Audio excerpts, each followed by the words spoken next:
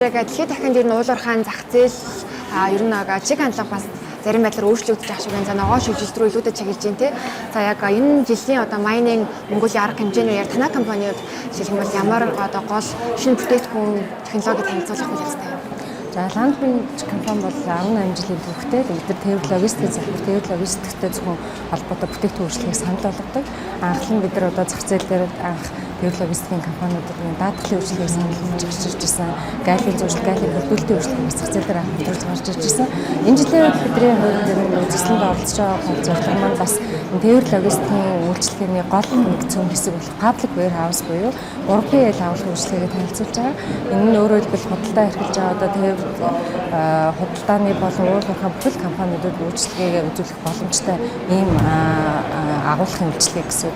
Тэгээ өөрөөр хэлбэл одоо худалдаа эрхлэгч нь заавал өөрсдийнхөө бүтээгдэхүүн үйлчлэгийг зориулж тэрийг хадгалах тийм агуулгын хэрэгцээг өөрсдөө бий болгохгүйгээр одоо дундын агуулга буюу Монголын анхлагч үйлчлэг үзүүлж байгаа дундын агуулгын үйлчлэгийг ашиглах боломжтой.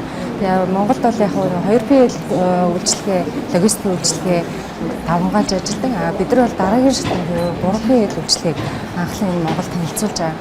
Өөрөөр хэлбэл бараа бүтээгдэхүүний хадгалах, ангилан ялгах, сортолж ялгаад одоо шаардлагатай газруудад хүргэлт хийх тэр бүх үйлчлэгийг зохицоор нь авах боломжтой буюу одоо харилцагч өөрөө мэдээж монголч өөрөө импортлогч орно тийм бараг өргөн хэрэглээний бүхий бараа бүтээгдэхүүнийн 80%-ийг импортлж байна. Тэр энэ импортлж байгаа бараа бүтээгдэхүүнийг хадгалах, тээвэрлэх үйлчлэгээс гадна энэ хадгалах түгэлтийн үйлчлэгийг зохицоор нь авах боломжтой гэсэн.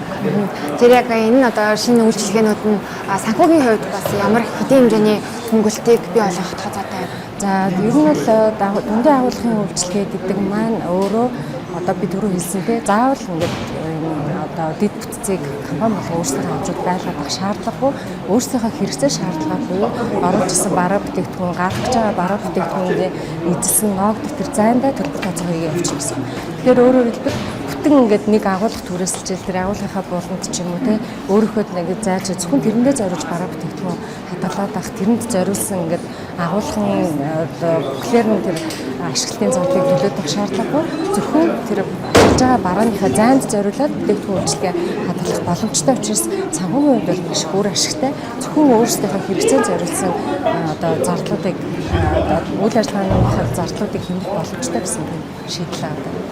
За манай улсын хувьд бол уулуурхаанууд нь бол алслагдсан зайтай байдаг гэдэг утгаараа бас зарим одоо дэлхийн бусад орнуудтай харьцуулбал зарим талаар сорилт ихтэй байх гэж харж байна. Яг ер нь салбарт дотоодод одоо яг энэ чиглэлд үйл ажиллагаа явуулахад гол сорилтууд юу болж байгаа юм? За ер нь бол одоо ингээд манайх яг бүх ачаа бараагаа гаднаас авчирч оруулж ирж байна тий. Гадагшаага экспортлж хэрэглээ арай багтаж байна. Зэнгүүд геополитикийн асуудал сүүлийн үед бол маш хурцаар тавигдаж байна л да. Одоо өмнө бид нар ковид гээл маш их хүндрэлтэй тулгарч ирсэн бол одоо бол геополитикийн асуудлаас үүдээд бид нар ярьж ирсэн тийм Сүүцийн сувг дээр одоо босгочл бий болсноос үүдээд босгочтой асуудал үүснээс үүдээд одоо Африкийн хошиг уртлаар нь тойрч явж 6500 км илүү зай тээвэрлж байна ч гэдэг юм. Энэ нь өөрөө ингээд тээврийн бүтээгдэхүүний өртгийг нэмэхэд нөлөөлөд байгаа. Нөгөө талаас сая хамгийн сүүлд үүсэн жишээ бол одоо бид нар газрын төсний өмнө өсөлтөд тулгарч байна тийм үү? Газрын төсний үндэслэл гэж ярьж байна. Тэгээд сая сүүлийн сарын дотор 3-4 дахин нэмэлтлээ 30-40% нэмэлтлээ.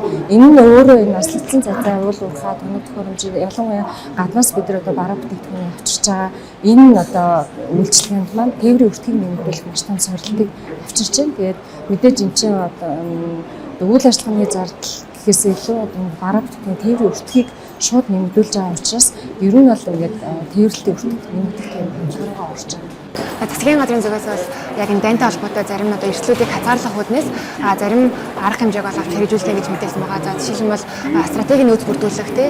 За одоо агуулгах савны хэмжээг нэмэгдүүлэх төлөвлөгөөгөө хэлсэн. За тэгэхээр бизнес эрхлэгчдийн зүгээс ер нь яг засгийн газрын зүгээс ямар байдлаар одоо дэмжлэг цэцэлцээ үзүүлэх нь гэсэн төсөөлттэй байна. Тийм, компанид бол ерөнхийдөө нөөцийг илүү бүрдүүлэх тал руу ажиллах байх гэж харж байна. Одоо өөрөөр хэлбэл бид нар бүхэл бараа бүтээгдэхүүнийг авчирч байж байгаа учраас тэр уул уурхай шаардлагатай ч юм уу те тэр нэг ашиглалтын шаардлагатай бүхэл тэр нөөцүүдийг бүрдүүлэх буюу цаашид энэ бараа бүтээгдэхүүний өртөгт нөлөөлөх нэг шалтгааны нөхцөл байдал маш их эрсдэлтэй байгаа.